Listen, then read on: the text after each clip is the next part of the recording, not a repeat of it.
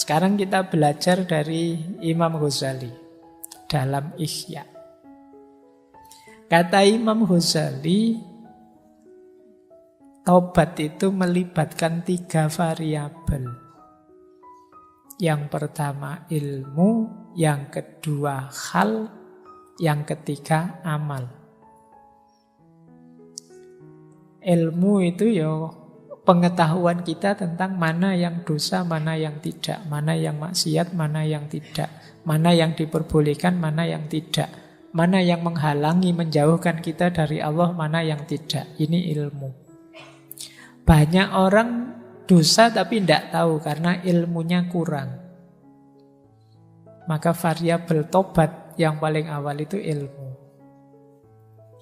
Semakin luas ilmumu, semakin paham tentang tata perilaku, ya kamu akan semakin ngerti mana boleh, mana tidak boleh.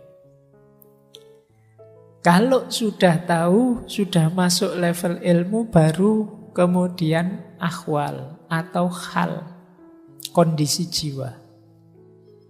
Kondisi jiwa yang bagaimana yang mendukung taubat, yang jadi variabelnya taubat, yaitu kondisi jiwa yang menyesal.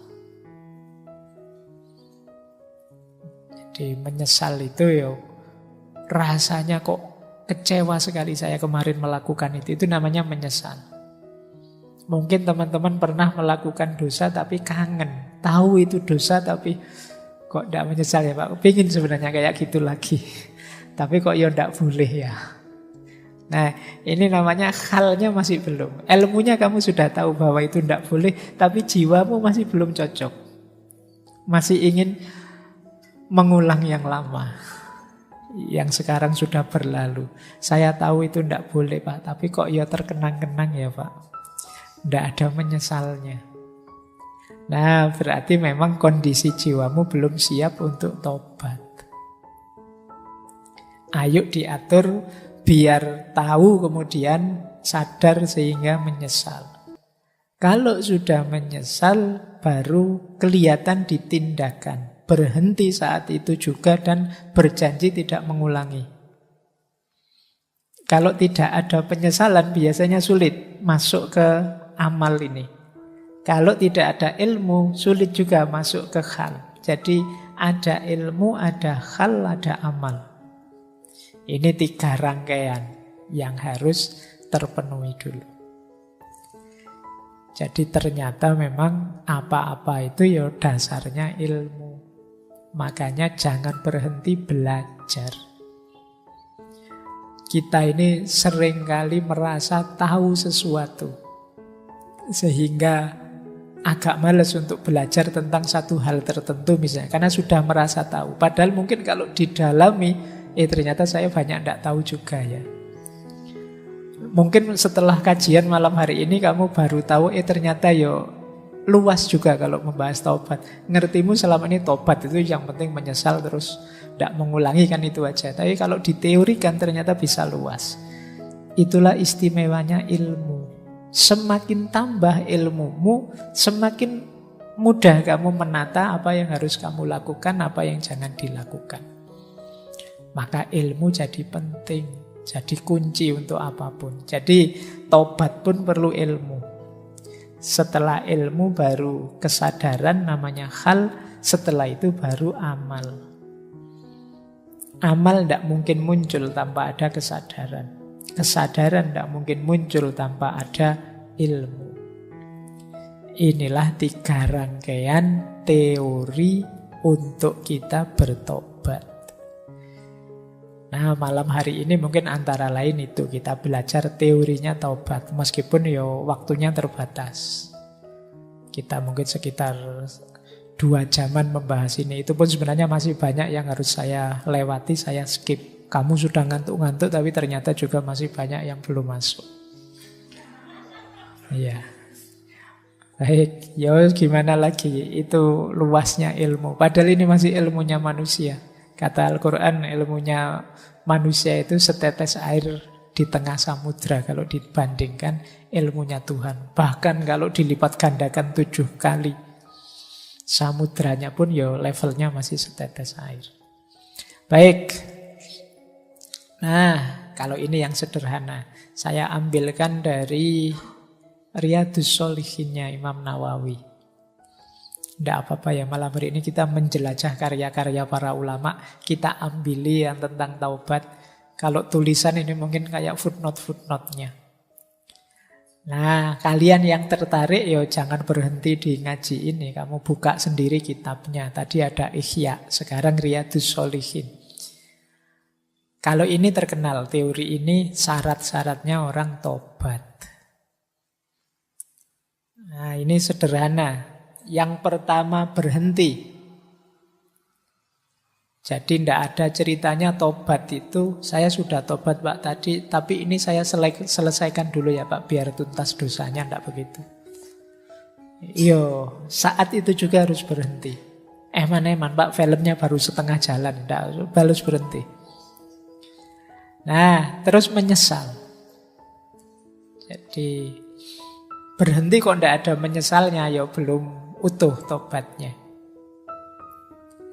Dan yang ketiga, berjanji tidak mengulang lagi. Ini untuk dosa-dosa yang tidak ada hubungannya dengan orang lain.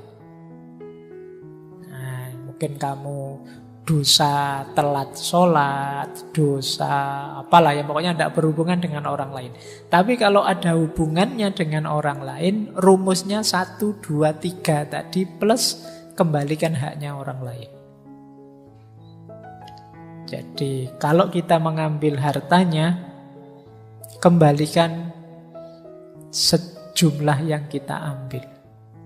Kalau kita memfitnahnya, ya minta maaf. Kalau kita menghibahnya, bilang terus terang dan minta maaf.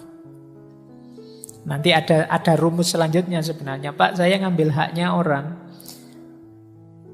tapi orangnya sudah tidak ada. Atau saya sulit menjangkaunya Pak. Itu dulu zaman saya kecil, punya tetangga jualan, terus saya ngambil apanya gitu. Ada enggak yang di sini begitu? Lagi belanja apa, iseng ada permen nganggur ya tak ambil. Misalnya, itu zaman saya kecil loh Pak, zaman itu. Nah, saya mau bayar permen ini, orangnya sudah meninggal, enggak ada. Keluarganya juga semua enggak ada. Atau jauh, itu orangnya sudah pindah ke luar negeri sana Pak. Mungkin tetanggamu bule atau apa ya. Nah, saya bayarnya gimana? Kalau versi ini ya, kamu berikan ke Baitul Mal. Kalau zaman kekhalifahan dulu ada namanya Baitul Mal. Yang ini kan nanti dimanfaatkan juga untuk orang lain. Kalau ini juga tidak bisa, tidak mungkin dengan berbagai argumen kayak di kita, mungkin tidak ada Baitul Mal. Jadi sama sekali tidak terjangkau, sedekahlah sebesar haknya orang yang kamu ambil, niatkan itu atas nama dia. Jadi, Pak, karena waktu kecil itu saya ngambil permennya tetangga saya, ya sedekahlah seharga permen itu. Dengan kurs hari ini ya, jangan kurs zaman dulu. Kurs zaman dulu dolar 2000, nanti kamu sedekah permen 25 rupiah itu bisa. Jadi seharga permen itu atas nama dia, sambil mendoakan dia. Kata Imam Nawawi, Allah tahu apa yang ada di hatimu, kesungguhanmu untuk membayar haknya. Tapi kalau terjangkau ya kamu berikan langsung, minta maafnya. Jadi dosa itu kalau menyangkut haknya orang lain lebih rumit, lebih berat. Makanya hati-hati. Jangan sampai terbawa, jangan sampai terikut haknya orang lain. Sekecil apapun. Meskipun tidak sengaja, apalagi sengaja. Karena proses menetralkannya lebih rumit.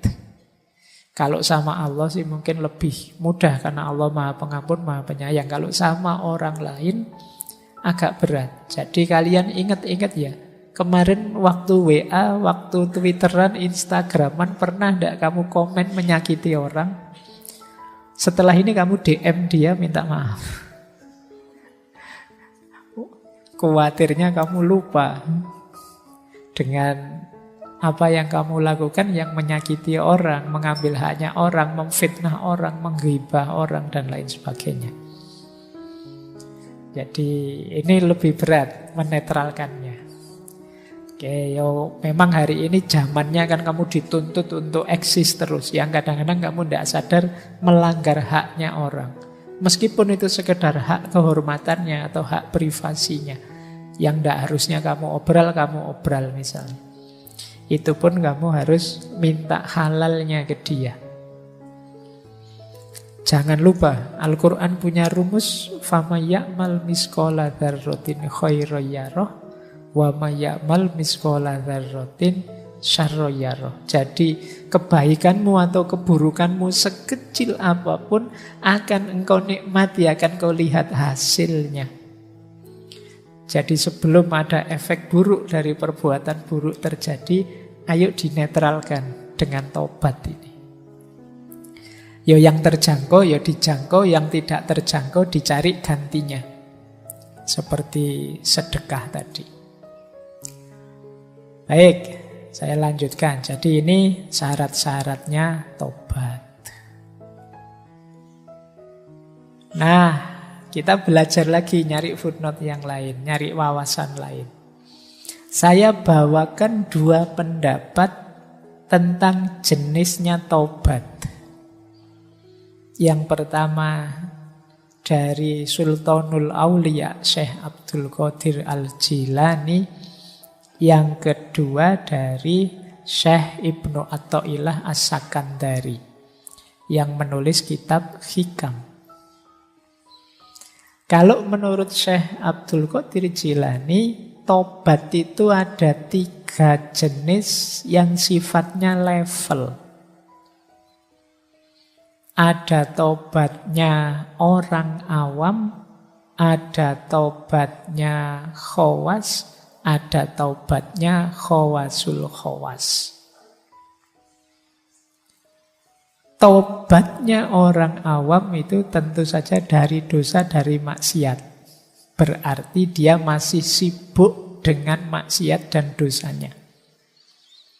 Nah, ini level kita. Alhamdulillah kalau kita sudah ada di level ini. Meskipun ini level paling rendah kan namanya sudah level tobat. Banyak orang yang masih ragu-ragu mau tobat. Yang kedua level khawas.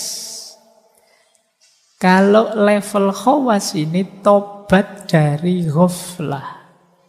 Ghaflah itu hati yang lalai dari Allah. Terlalu asik main HP sampai lupa perintah-perintahnya Allah yang wajib maupun yang sunnah. Ini hati yang ghaflah. Ghaflah itu hati yang lalai. Nah, untuk di yang kedua ini ini sebenarnya level lebih tinggi daripada awam. Kalau orang-orang ini sebenarnya tidak lagi sibuk dengan dosa dan maksiat. Fokusnya sudah pada hidup yang fokus pada Allah saja. Tapi kadang-kadang masih lupa, masih lalai. Jadi ibadahnya lengkap, dosa-dosa tidak dijalankan. Tapi kadang-kadang lupa dengan yang utama-utama. Nah, karena asiknya misalnya sampai lupa sholat sunnah, karena asiknya main HP, karena asiknya ngobrol, karena asiknya aktivitas kegiatan apa sehingga lalai dari Allah. Nah, ini namanya ghaflah. Orang tobat karena ini itu level 2. Kalau kita kan misalnya asik main HP lama, itu kan bagi kita biasa saja, Pak. Yang penting kan sholat 5 waktunya lengkap. Yang penting kan saya zakat, saya puasa, dan tidak melakukan dosa. Kalau levelmu ini ya berarti kamu masih level 1. Tapi kalau level 2, menyesali waktu yang lewat, yang tidak ada manfaatnya sama sekali dalam konteks hubungan sama Allah. Ini level khawas. Nah, ini juga tidak gampang. Kalian level 1 saja ya, konsentrasinya dulu. Tidak usah tinggi-tinggi, level kita itu ya masih biasa-biasa. Kadang-kadang kan kamu keduwuran mikirnya, membayangkan dirimu kayak para wali. Baru, ya Allah, aku kok tidak ingat kamu ya tadi. Alah, mbok wis ora dosa wis apik. Jadi Jangan masang standar terlalu tinggi, belum makommu. Setahap demi setahap. Ya meskipun saya tidak tahu, jangan-jangan ada wali beneran yang hadir malam hari ini yang sudah khawas, mungkin yang sudah khawasul khawas. Kalau khawasul khawas ini batinnya sepenuhnya 100% fokus pada Allah saja. Kalau dia berpaling sebentar saja merasa berdosa. Ini khawasul khawas. Jadi, yo itu tadi ya, mungkin kita belum nuntut kalau mikir ke situ. Ini tidak bisa dicapai hanya usaha kita saja. Ini sebagian besar adalah anugerahnya Allah. Kondisi jiwa yang selalu tawajuh pada Allah itu kalau dalam dunia tasawuf adanya di akhwal. Akhwal itu anugerahnya Allah. Yang kita bisa hanya melakukan semampu kita. Mungkin 20-30%-nya, sisanya Allah yang memberi. Jadi ayo fokus di makom kita saja dulu, biar kita tidak sibuk dengan salah, dosa, dan maksiat. Kemudian jenis, kalau versinya Syekh Ibnu Athaillah As-Sakandari, jenis tobat itu ada dua. Ada tobat inabah, ada tobat istijabah. Tobat inabah itu tobat yang dasarnya takut. Kalau istijabah itu tobat yang dasarnya malu.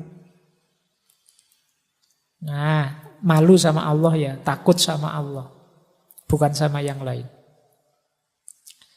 Jadi kata Syekh Ibnu Athaillah, orang awam seperti kita itu biasanya tobatnya dasarnya takut. Namanya inabah.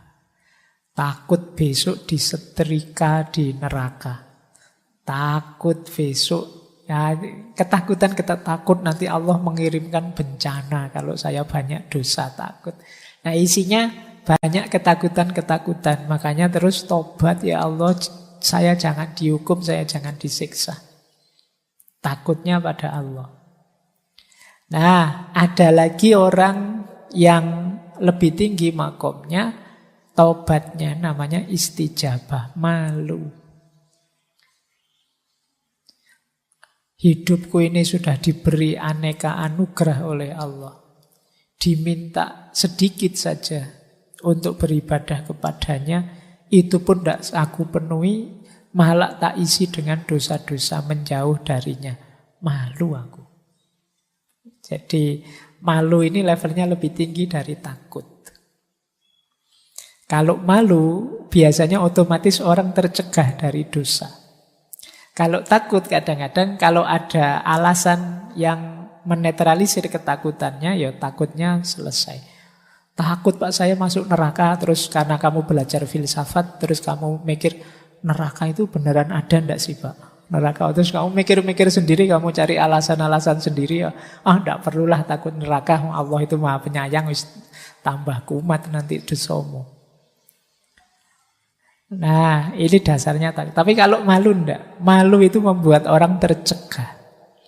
Makanya ada hadisnya Nabi itu kan, kalau engkau tidak malu ya lakukan segalanya. Yang bisa ngerem kita itu malu. Jadi maka yo kalau level kita sudah tinggi, nanti kita tidak melakukan dosa itu karena malu sama Allah. Ini kalau dalam tasawuf, orang yang makomnya sudah muraqabah. Orang yang punya kesadaran dilihat Allah terus. Ini levelnya muraqabah namanya. Jadi ada tobat inabah, ada tobat istijabah. Ada level awam, ada level khawas, ada level khawasul khawas. Baik, kita lanjutkan ya. Saya tidak tahu kamu kerasan apa tidak tema kayak gini. Jangan-jangan kamu sudah panas ini. Kalau ketemu tema-tema suruh tobat, suruh waduh Pak ini. Tobat saya Pak. Terus, nah ini menarik, saya ambil dari Syekh Abdul Qadir Jailani. Dari kitab beliau Hunyah. Al-Hunyah li Thalibil Haqqi Azza wa Jalla. Indikator kalau kita tobat diterima atau tidak. Nah, ini Syekh Abdul Qadir Jailani punya teori menarik. Kita kan tidak tahu tobat kita diterima atau tidak, tapi kelihatan dari implikasinya dalam diri kita. Saya yakin teman-teman yang rajin wirid, zikir itu tiap hari tobat lewat istighfar kita. Tapi coba dicek. Kalau pakai teorinya Syekh Abdul Qadir Jailani ini, indikator istighfarmu, tobatmu diterima apa? Yang pertama, lisan kita terkendali dari yang tidak manfaat, ghibah, mencela, dusta. Zamannya beliau mungkin belum ada medsos, jadi tak tambahi lisan dan jempol kita terkendali. Jadi kita sangat hati-hati kalau ingin bicara atau kalau ingin posting sesuatu yang bersinggungan dengan orang lain. Kita ngomong yang manfaat-manfaat atau yang ghibah-ghibah atau yang mencela atau yang dusta. Kalau masih bertaburan ketidakmanfaatan, ghibah, mencela, dusta, tobat kita sebenarnya belum tuntas. Lah itu kan sudah dosa lagi itu namanya. Berarti tobat kita belum sukses. Ya seperti tadi, kita itu sering memberikan pembenaran-pembenaran terhadap dosa kita. Ghibah kita beri nama lain, ini kan demi kebenaran, Pak. Karena ghibah itu memang sesuatu yang benar, tapi sesuatu yang benar yang tidak disukai oleh orang yang bersangkutan. Nah, terus kita sebarkan kemana-mana. Ini namanya ghibah. Ini penghalang kita dari Allah. Jadi kalau masih banyak ininya, yang tidak manfaat, yang hibah, yang mencela orang, merendahkan orang, menjatuhkan nama baik orang, mencaci maki orang, mendustai orang, tobat kita masih belum tuntas, masih belum diterima. Lupa tapi yang sana maki-maki dulu, Pak. Iya, yang sana tobatnya tidak diterima, kalau kamu balas maki-maki, kamu juga berarti. Kita sering tidak sadar ini. Yang kedua, tobat yang sukses itu melenyapkan rasa dengki dan permusuhan terhadap apapun, terhadap siapapun. Orang yang bertobat itu batinnya bersih. Cirinya batin yang bersih itu di situ tidak ada akhlak yang madhmumah, tercela. Kebencian, kedengkian, dan permusuhan itu bagian dari akhlak yang madhmumah. Jadi, kalau masih ada benci atau dengki pada siapapun, saya dendam sekali sama mantan saya, Pak. Sudah habis banyak, malah ditinggal. Capek-capek tak bikinin skripsi ya. Saya belum lulus, dia lulus duluan. Malah aku ditinggal. Terus mau inget-inget. Itu bagian dari kebencian. Mungkin kamu pengen balas dendam, kedengkian, permusuhanmu. Jadi benci itu kan tipis sebenarnya dengan cinta. Sibuknya sama, kayak orang mencintai. Cuma kalau dengki, benci, kamu sibuk menjatuhkan, sibuk mencari kejelekannya. Kalau cinta, kamu sibuk mencari yang membahagiakan dia. Repotnya sama. Benci kadang-kadang lebih repot. Makanya kata Imam Ghazali, di antara jalan muhasabah, kalau kita kesulitan muhasabah yang baik seperti apa, wong kita tidak punya kemampuan berpikir sendiri, ambillah pelajaran dari musuh saja. Orang yang benci kita, orang yang dengki kita. Karena biasanya orang yang benci kita itu sibuk mencari kesalahan kita. Alhamdulillah loh, kita dicarikan salah kita di mana. Kita mencari sendiri tidak bisa. Jadi bahagialah kalian yang hatersnya banyak. Jadi kalau kamu punya banyak haters kan itu Tiap hari kan kamu diserang terus. Kamu salah ini, kamu salah itu. Alhamdulillah tidak capek-capek muhasabah, sekarang tahu salah-salahku di mana, kelemahanku di mana. Oke, jadi manfaatkan itu ya. Kamu kadang-kadang stres sendiri gara-gara haters. Yo, lumayan kamu dapat, tidak usah bayari orang untuk bantu kamu. Dia sudah mencarikanmu salahmu di mana, kurangmu di mana. Yang ketiga, ini menarik kata beliau, Syekh Abdul Qadir Jailani, cirinya orang yang tobatnya diterima, itu hatinya kuat dan siap meninggalkan kawan yang memberi pengaruh buruk. Ini kalau diterjemahkan pakai bahasanya anak-anak hari ini, bisa menjauh dari toxic people.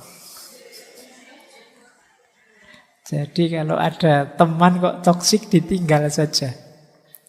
Nah, ketika kita tidak bisa meninggalkan teman-teman yang toksik, yang memberi pengaruh buruk ini, ya berarti memang tobat kita tidak akan tuntas. Ya kita kena pengaruh buruk terus, ya kita rusak terus.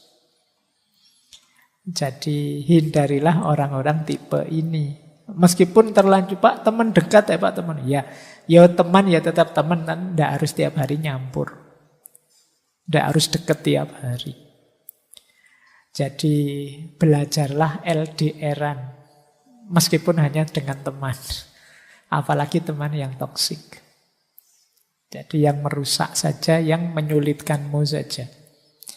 Karena ya kalau temanmu sangat berpengaruh padamu, sementara pengaruhnya negatif, ya sulit kamu menuntaskan aktivitas tobatmu. Yang keempat, indikator tobatmu diterima itu rasanya kamu belum siap mati terus. Maksudnya apa? Kamu merasa kurang terus. Wah, ini masih belum imbang, amalku masih belum banyak, dosaku masih lebih besar. Jadi mati rasanya kok belum siap terus. Bukan belum siap mati karena saya belum kawin ya Pak. Saya belum, bukan itu. Belum siap matinya karena merasa amalku belum cukup. Kebaikanku masih kalah banyak dengan keburukanku, dengan dosaku. Nah ini berarti kalau kita masih merasa begitu, indikator bahwa tobat kita sudah mulai beres. Sudah mulai sungguh-sungguh. Belum siap mati, menyesal terus, ingin mohon ampun terus. Nah, jadi ini 4 indikator diterimanya taubat. Menurut Syekh Abdul Qadir Jailani dalam kitab Hunya. Nah ini coba dicek ya, nanti introspeksi dalam diri kita. Apa dalam diri kita masih ada output yang sifatnya tidak manfaat, merusak, menyakiti orang, dusta pada orang. Kemudian masih ada tidak dalam diri kita rasa dengki, rasa permusuhan, rasa dendam pada siapapun. Kemudian circle kita masih circle yang positif enggak? Atau jangan-jangan isinya orang toksik semua? Atau jangan-jangan kita lah si toksik itu? Lebih parah lagi. Jadi kalau besok kok tiba-tiba temanmu menghindar semua, jangan-jangan yang toksik itu aku. Tobatmu harus lebih serius berarti. Nah yang keempat, ayo coba dikalkulasi, kamu siap enggak kalau saat ini juga kamu dipanggil oleh Allah? Apa dosamu sudah bersih? Apa amalmu sudah imbang untuk mengimbangi dosa dan maksiatmu? Baik, kita lanjutkan. Nah, ini dari Imam Ghazali sebenarnya. Saya terjemahkan pakai bahasa yang lebih populer. Jangan menunda-nunda tobat. Bahaya. Bahaya yang pertama apa? Hatimu nanti keras. Kerasnya hati itu maksudnya ya dosa tapi tidak ada rasanya. Tidak ada rasanya itu maksudnya ya santai saja kamu. Hatimu keras. Menyakiti orang tapi kamu malah gembira. Rasain dia. Dia mesti sakit itu hatinya kalau saya ngomong ini tadi. Itu kalau kamu seperti itu hatimu keras sudah. Mas mbok ya tobat. Nanti dulu Pak, nunggu dia hancur dulu baru saya tobat. Ya kalau hatimu terlanjur keras, menjinakkannya susah, melembutkannya kembali susah. Jadi kamu ingin dia hancur, tapi kalau kamu menunda-nunda keburukanmu, tobatmu, yang hancur mungkin dirimu sendiri. Jadi jangan salah. Tapi biasanya orang yang sudah terlalu benci dan dengki itu kadang-kadang sampai pada level saya hancur, tidak apa-apa asal dia lebih hancur. Ini hati yang sudah keras, pada akhirnya dia hatinya mati sudah. Kalau hati sudah mati, sudah tidak bisa lembut lagi. Tidak bisa kembali lagi. Maka hati-hati. Kalau teman-teman tiba-tiba ada niatan untuk tobat, segera dijalankan. Itu bagian dari cahaya yang masih diberikan oleh Allah. Masih disampaikan ke kita cahaya itu. Meskipun kita sering menyangkal, kita sering menunda-nunda, mengeksekusinya nanti saja.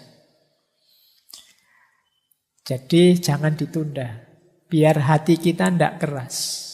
Yang kedua, jangan sampai kita nyaman dalam dosa dan keburukan. Seneng loh Pak kalau saya lihat teman sengsara gara-gara saya itu. Oh itu nyaman itu dalam dosa dan keburukan. Saya bohongi orang, wah dia kena itu, wah saya ngeprank orang. Sopo di sini yang suka ngeprank? Temanku sengsara gara-gara prank itu dan aku gembira. Itu hati-hati kalau diulang-ulang terus, mengeraskan hati, membuat kamu nyaman, tambah sengsara temanmu, tambah seneng kamu. Berarti pranknya sukses. Nah itu kan logika hari ini kan begitu. Itu hati-hati, bukan masalah Pak ini cuma bergurau kok Pak dia juga tahu akhirnya ini bergurau. Bukan itu. Hati-hati dengan jiwamu. Hatimu. Jangan sampai kamu sampai pada titik menyusahkan orang lain dan kamu merasa nyaman dan gembira dengan itu. Kamu anggap dia yang sengsara, yang kamu prank. Jangan-jangan nanti finalnya justru kamu sendiri yang defisit banyak. Dengan kerasnya hatimu, nyamannya jiwamu dalam keburukan. Jadi kalian harus ngerti nanti ya sampai di titik mana batas jiwamu bisa menolerir itu. Karena kalau tidak, kamu sendiri yang rusak. Sampai nanti yang ketiga itu istilahnya apa? Lenyap dalam dirimu sense of guilty, rasa bersalah. Orang itu kalau sudah lenyap rasa bersalahnya, selesai dia jadi manusia. Manusia di antara sisi kemanusiaannya adalah tidak masalah orang itu bisa salah, tapi jangan sampai dia kehilangan rasa bersalah. Kalau sense of guilty-nya hilang, kamu bisa jadi psikopat. Dosa tapi senang. Dosa tapi bangga. Nah, ini berarti kamu kehilangan sense of guilty. Kadang-kadang kan ada orang yang menyakiti orang, tapi begitu dia tahu, wah ternyata aku ini hebat ya, masih bisa menyakiti orang loh aku ini. Itu namanya sense of guilty-nya hilang. Jangan sampai kamu sampai pada titik ini ya. Oke, yo kamu mungkin mahasiswa apalah yang kamu sering salah, tapi ndak apa-apa orang itu bisa memang khotok wan nisyan. Kalau ingat segera tobat, tapi jangan dinormalkan. Kalau kamu normalkan nanti rasa bersalahmu hilang. Mungkin karena kepepet kamu nyontek misalnya pas ujian, ndak apa-apa sih kalau ndak ketahuan ya. Kalau ketahuan ya urusannya kamu dihukum. Tapi tetap kamu pegangi dalam dirimu bahwa sebenarnya aku tidak boleh seperti ini. Ini namanya sense of guilty. Pastikan dia masih hidup. Kalau dia sudah mati, kemanusiaanmu nanti juga akan mati. Oke. Nah, yang terakhir, kalau kamu menunda-nunda tobat, dirimu akan tambah lemah. tambah mudah tergoda. Jadi tambah rentan. Ini kalau bahasa kesehatan mungkin daya imunitasmu semakin rendah menghadapi godaan. Karena malah kamu anggap normal tadi. Jadi ya kayak pandemi ini loh, virus corona itu ya ada jalan keluar cepat sebenarnya. Kamu anggap saja hidup bareng virus itu normal. Selesai sudah pandeminya. Nah, dosa juga begitu. Kalau kamu nganggap, dosa tidak apa-apa lah Pak, ya sudah selesai. Kamu jadi orang yang hatinya mati tadi. Kehilangan sense of guilty, yang nyaman dalam dosa dan keburukan. Daya tahan spiritualmu lemah. Ini bahaya untuk sisi dimensi kemanusiaan kita. Baik, saya lanjutkan. Nah, ada teori menarik beberapa. Saya ambil dari kitabnya Imam Ghazali, Minhajul Abidin. Saya akan agak cepat ya, karena materinya ternyata masih banyak. Ini hal-hal yang tidak bisa disebut tobat. Nah, ini teori ya. Yang pertama, seperti yang saya bilang tadi, kamu ragu-ragu, masih maju mundur. Jangan-jangan besok saya melakukan lagi. Mas, tobat beneran? Tidak tahu ya Pak. Mungkin besok bisa begini lagi saya itu. Ini tidak termasuk tobat. Jadi tobat itu ya mantep hatinya meninggalkan dosa. Sudah. Untuk saat ini mungkin saya mampu Pak meninggalkan ini. Tapi untuk besok-besok saya tidak yakin Pak. Wong yo hidup ini dinamis. Ya sudah, berarti kamu belum tobat. Masih membuka diri besok mungkin melakukan itu. Kuatkan saja tekad bahwa saya akan berjuang untuk tidak mengulang lagi, titik. Tidak usah dikasih embel-embel, hidup ini kan dinamis Pak, hidup ini kan plural Pak, macam-macam Pak. Kamu tidak jadi tobat sudah kalau kayak gitu. Saya tobat Pak, tapi kan yo lihat ruang dan waktunya Pak, situasinya Pak, konteksnya Pak, yo wis aja tobat terus kakean dalil kamu. Tobat itu pokoknya kamu janji saya tidak akan ngulang. Kalau masih banyak syarat dan ketentuan berlaku, belum tobat. Yang kedua, tobat itu tidak termasuk tobat kalau dia meninggalkan dosa yang tidak pernah dia lakukan. Ya ini namanya bukan tobat. Gitu loh.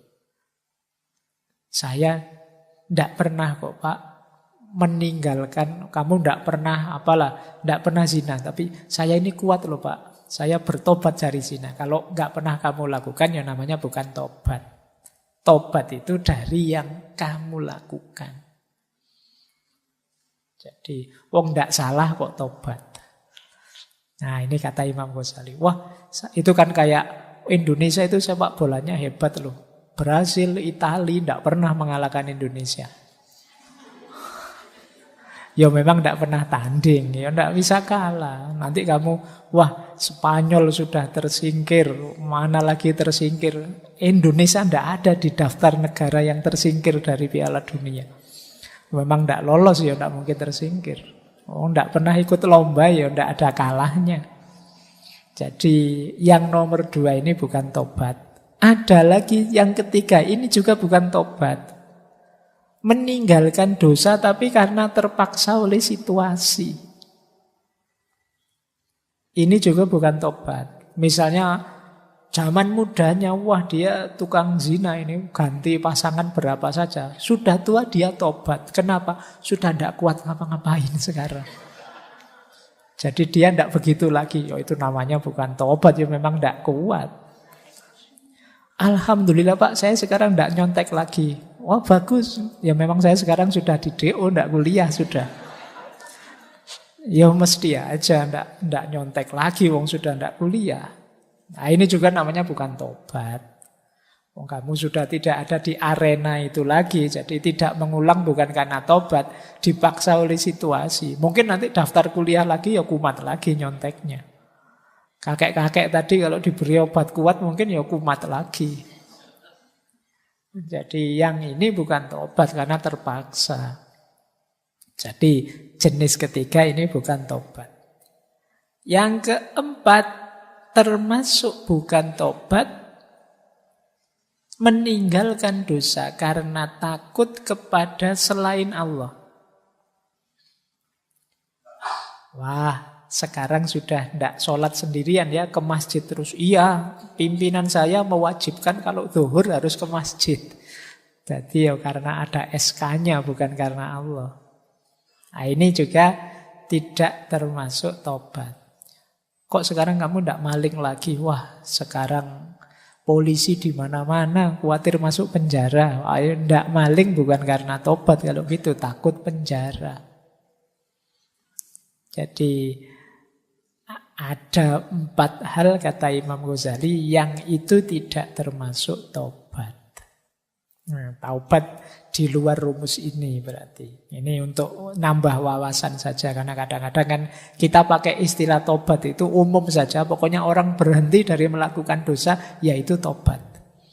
Padahal ya dilihat dulu dalam situasi apa dulu. Baik. Nah, terus ada lagi orang yang beralasan, Pak, manusia itu kan memang manusiawi punya dosa. Bukankah tidak mungkin ada orang yang bersih 100% tanpa dosa? Jawabnya Imam Ghazali, ya. Seperti itu memang fitrahnya manusia. Tapi setidaknya orang yang sungguh-sungguh tobat itu jangan melakukan dosa secara sengaja. Ya kalau tidak sengaja misalnya di luar kontrol tidak masalah lah. Misalnya mungkin saya benar-benar niat tobat kok. Saya tidak akan bohong lagi. Tiba-tiba keceplosan bohong karena selama ini sudah terbiasa begitu. Ya minimal itulah yang tidak disengaja. Jangan secara sengaja. Bahwa tidak ada manusia yang bersih, iya. Tapi semoga khilaf dan dosa kita itu sesuatu yang tidak kita sengaja. Saya tidak niat ke sana kok Pak Yo. Kok iya sampai ke sana juga tanpa saya sadari. Nah, usahakan dosa-dosa kita itu minimal di level ini, di level yang di luar kesengajaan kita. Entah dalam hal apapun. Jadi jawabnya kalau ada yang tanya kan manusia itu manusiawi saja salah. Ya tapi jangan secara sengaja kamu melakukan kesalahan. Kalau secara sengaja melakukan kesalahan tidak manusiawi namanya. Ya kamu memang jarak kalau bahasa Jawanya. Kamu nekat, nerjang aturan. Baik. Ada lagi masih dari Minhajul Abidin ya. Ini problem-problem yang sering jadi alasanmu untuk menunda tobat. Kita sering beralasan seperti ini, Pak. Saya masih belum berani tobat, Pak. Saya khawatir nanti mengulang lagi dosa yang saya lakukan. Kata Imam Ghazali, kalau ada yang bilang begitu, bilang bahwa mungkin saja aku berdosa lagi di dosa yang sama, jadi tobatku ini tidak ada artinya. Saya belum berani tobat nasuha, Pak. Saya khawatir nanti dosa ini akan saya ulang lagi. Saya kenal benar kok Pak diri saya kayak gimana. Jawabannya Imam Ghazali gimana? Kalau ada orang bilang seperti itu, jawablah, sangkaanmu itu sebenarnya tipuannya setan. Dari mana kamu bisa memastikan nanti saya pasti kembali melakukan dosa itu? Kata Imam Ghazali, padahal ada loh kemungkinan lain, kamu tobat terus tiba-tiba kamu meninggal. Kan tidak mengulang itu sudah. Lah kalau kamu tunda tadi tobatmu, kamu meninggal dalam kondisi belum tobat. Tidak, tobatlah. Ada niat untuk tobat, tobat saja. Sepenuh hati. Wah, besok ternyata saya khilaf lagi, Pak. Ya tobat lagi. Kita tidak tahu batas umur kita di mana. Kata Imam Ghazali, setelah tobat mungkin kamu dipanggil pulang ke rahmatullah sebelum kembali mengerjakan dosa. Kalau seperti ini berarti kamu orang yang bahagia kan, bersih dari dosa, mati husnul khotimah. Nah, yang harus kamu lakukan, tobatlah dan berupayalah sepenuh tenaga menghindari dosa. Kok yo kepleset khilaf masuk ke situ lagi, yo tobatlah lagi. Asal kamu tidak menyepelekan, saya tobat sepenuh hati Pak, tapi besok secara sengaja saya ulang lagi biar nanti saya tak tobat lagi. Bukan begitu rumusnya. Setelah saya tobat, saya berjanji dan berusaha untuk tidak mengulang. Bahwa sebagai manusia kadang-kadang khilaf kepleset, segera saya tobat lagi. Istighfar lagi. Nah, bukan kok karena manusia itu tempatnya salah dan dosa, maka izinkan saya melakukan salah dan dosa. Bukan begitu. Kita sering rumusnya keliru. Jadi ini kalau ada yang tanya begitu ya. Jadi kalau ada, nanti saya mesti mengulang lagi. Loh, apa jaminannya umurmu masih panjang? Memastikan kamu mengulang lagi itu menafikan Allah dengan irodahnya. Kalau Allah menghendaki, apa susahnya membuat hatimu terbuka dan terjaga terus dari dosa. Baik. Nah, Imam Ghazali menjelaskan, di antara jalan kita untuk melebur dosa-dosa dalam bertaubat adalah menggusur dosa dalam diri kita dengan kebaikan. Innal hasanat yudhibnas sayyi'at. Jadi space dalam diri kita ini terbatas kan. Maka biar kita tidak disibukkan oleh dosa, ayo menyibukkan diri dengan yang berpahala. Maka di antara menetralisir dosa, itu kalimat dari Imam Ghazali, misalnya hapuslah dosa minum arak dengan bersedekah minum minuman yang halal untuk orang yang membutuhkan. Nah, seperti minuman lezat yang disuguhkan pada orang-orang. Tebuslah, mungkin kamu terlalu sering mendengarkan headset, musik-musik, lagu-lagu, sehingga waktumu banyak terpotong oleh itu. Tebuslah dengan, kata Imam Ghazali, mendengarkan banyak bacaan Al-Quran. Jadi paling tidak skornya jadi 50-50 lah. Nah, itu ruang dalam dirimu biar tidak isi yang negatif saja. Kamu dengerin Quran, dengerin majelis zikir, majelis ilmu, dan lain sebagainya. Kok kamu terlanjur makan riba, ya hapuslah dengan memperbanyak sedekah yang halal. Dan seterusnya, kata Imam Ghazali, meskipun menghitung dosa itu tidak pernah tepat, tetapi ini sekedar cara untuk mengimbangi saja. Jadi seperti mengobati penyakit panas dengan obat yang dapat menjadikannya dingin, agar keseimbangan yang diperlukan terwujud. Karena bila kelamnya hati karena dosa memuncak, tidak akan ada yang dapat menghapuskannya selain cahaya yang memancar dari ketaatan. Jadi kebaikan itu cahaya, sementara dosa itu kegelapan.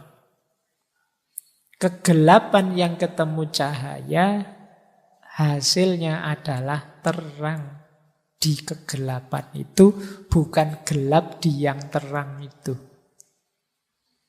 Kalau ada ruangan gelap gulita, cahaya masuk, ruangannya jadi terang, bukan cahayanya jadi gelap.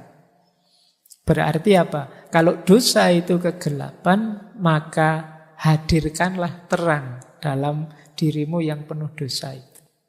Hadirkan amal-amal kebaikan, ilmu-ilmu kebaikan, yang itu cahayanya Allah, maka yang dosa tadi akan tergusur, berubah jadi terang. Ini rumus dari Imam Ghazali. Imam Ghazali kan punya rumus dosa itu seperti titik hitam di kolbu kita. Orang yang banyak dosa itu batinnya, kolbunya itu seperti penuh dengan asap yang pekat, kata Imam Ghazali. Dia perlu cahaya untuk meneranginya. Nah ini mungkin kalau hadis ya rumusnya innal hasanat yudhibnas sayyi'at tadi. Kebaikan akan menyingkirkan keburukan. Baik.